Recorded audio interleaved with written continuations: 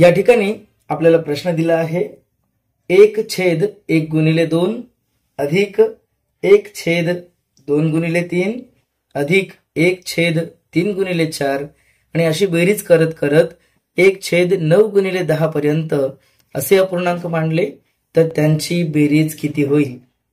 4 पर्याय देखील दिले आहेत। तर अशा अपूर्णांकाचा प्रश्न दिसला आणि परत कितीतरी संख्या मांडायच्या शिल्लक आहेत असा विचार किंवा ताण नका घेऊ। या प्रश्नासाठी एक खूप छान ट्रिक आहे।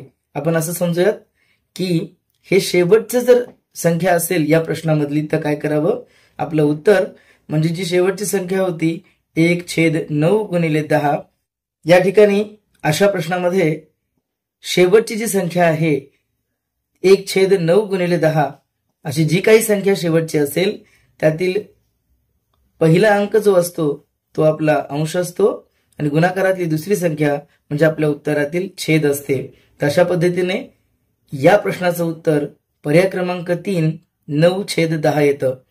आता हाच प्रश्न जर केवळ 1/3 × 4 पर्यंत असता, म्हणजे पहा प्रश्नही मी लिहितो आणि उत्तरही मांडतो।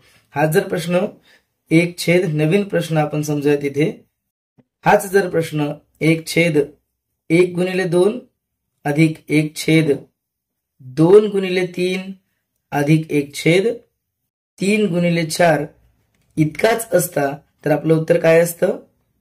छान, आताच म्हणलेल्या ट्रिकनुसार शेवटची जी काही पूर्णांकाची संख्या दिली आहे त्यातील छेद पाहायचा, पहिली संख्या म्हणजे अंश असतो, गुणाकारातील दुसरी संख्या म्हणजे छेद असते।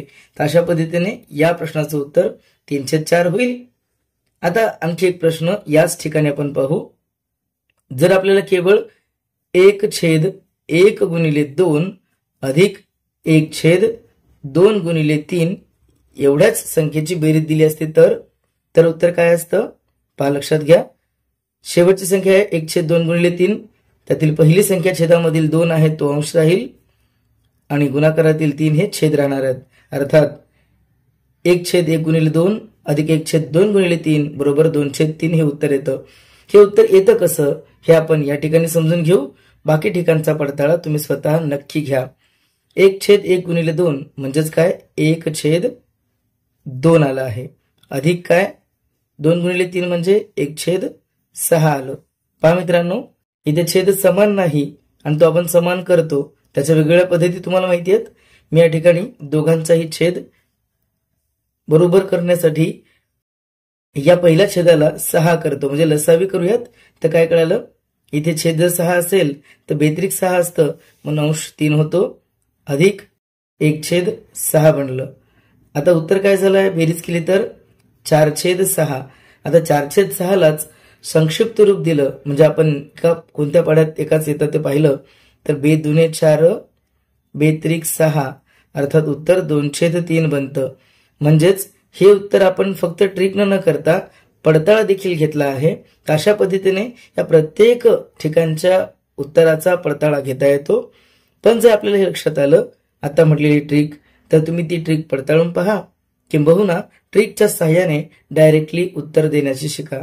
कारण पडताळा पाहणं ही एक गोष्ट वेगळी, पण स्पर्धा परीक्षेमध्ये आपल्याला एवढा वेळ शिल्लक राहत नाही, तर आपण काही वेळेला या पद्धतीने ट्रिकला लक्षात घ्यावं आणि त्याचं उपयोजन करावं। ठीक आहे, तर मग पुन्हा भेटूयात नवीन व्हिडिओमध्ये।